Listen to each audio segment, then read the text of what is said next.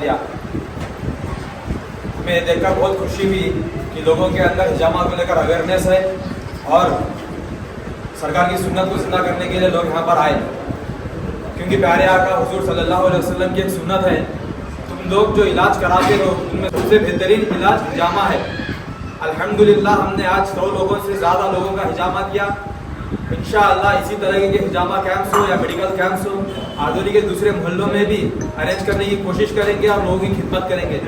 और आखिर में मैं डॉक्टर फखरू साहब का भी शुक्रिया अदा करूंगा, क्योंकि उन्होंने अपना कीमती वक्त निकाला और हमारे लिए यहाँ पर आए।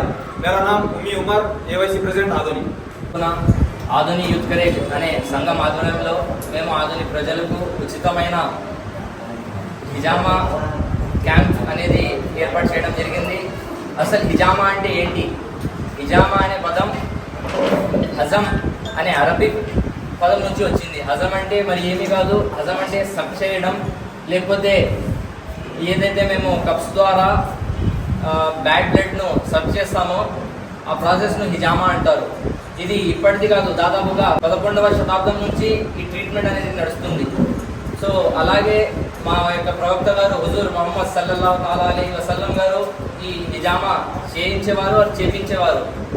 సున్నత్ అంటే మరి ఏమి కాదు, వాళ్ళు చేసిన ప్రాసెస్ను మా యొక్క జీవితం ఎలా గడపాలో దాన్ని ప్రాక్టికల్గా చేసి చూపించిన దానికి మేము ఫాలో అయ్యి ఆ మార్గంలో నడిచేదానికే సున్నత్ అంటాము.